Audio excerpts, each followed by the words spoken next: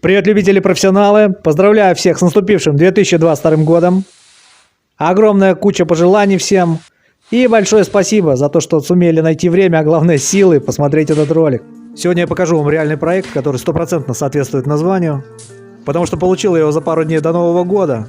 И втиснуться в этот промежуток было очень трудно. А вообще такие проекты зимой не вытянешь на голом энтузиазме. Придется включать волевые, плюс хорошие люди платят хорошие деньги. Сами понимаете, кому хочется в преддверии Нового года тянуться в холодную мастерскую. Гораздо интереснее поваляться на диване и посмотреть ютубчик.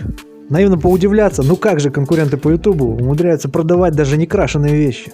Ну и конечно немного ехидно похихикать, замечая у них один и тот же кусок стекляшки, путешествующий из ролика в ролик. Ну а мне, ребят, всего за пару дней придется пройти весь цикл от сварки, зачистки, грунтовки, покраски до установки. Сделать это в зимних условиях гораздо проблематичнее и труднее, поэтому и цена немного завышена.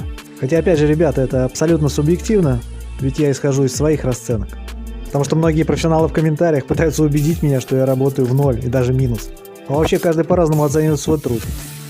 И на этом заказе я тоже с этим столкнулся, потому что когда я просил человека помочь мне в установке, он выкатил такую сумму за полчаса работы, которую я едва ли заработаю за день. При этом, судя по его расценкам, он должен передвигаться как минимум на Панамера, а не на самокате. Но забудем, ребята, о грустном и переходим к изготовлению дуг.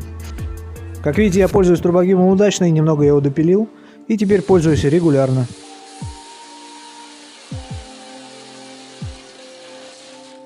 Широкий профиль он гнет вообще идеально. Поэтому нагнуть в размер всего 3 дуги, никаких трудностей у меня с ним не возникает.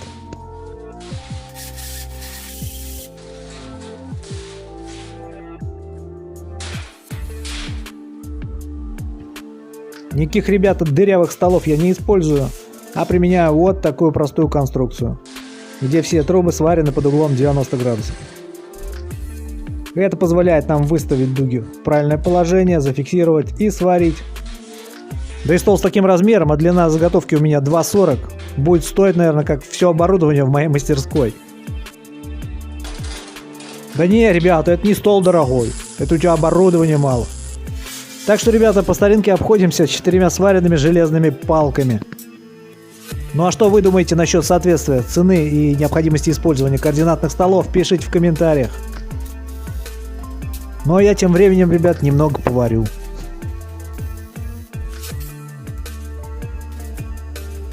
Многим ребятам нравится, что много говорю, другим наоборот.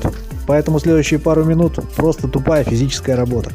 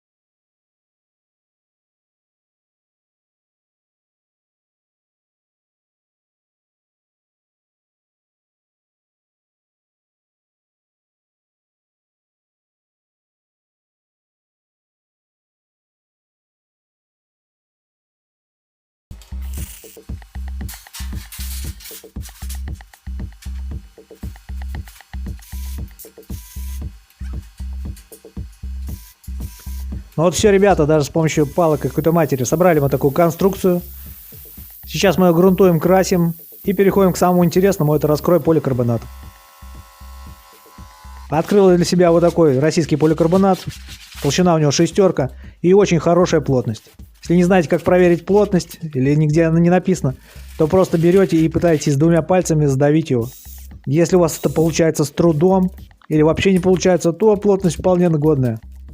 Не забываем использовать торцевые заглушки. Как и положено, обязательно просверливаем в них отверстия для стока конденсата, как нам и рекомендует производитель. Единственное отступление здесь это то, что я не использую специально перфорированную ленту, потому что у нас ее просто негде купить, которые предварительно закрывают рез. Зато, ребята, я всегда использую специальные шайбы и в цвет поликарбоната. Да, и обязательно, ребята, не забывайте ставить уплотнительную прокладку. Иначе через полгода вас просто будут жестко бить по лицу. Без этой шайбы все просто. Вода, дырка, мороз, кирдык поликарбонату. И еще, ребят, не забывайте, что гнуть поликарбонат можно только параллельно сотам.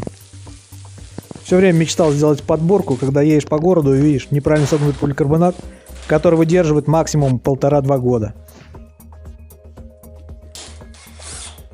Шайбу я креплю с небольшим натягом, но расстояние между ними у нас получилось 230 мм. Все, ребята, козырек с трудом, но поместился микроавтобус, пришлось выкинуть один ряд сидений, и теперь финальная точка – установка заглушек.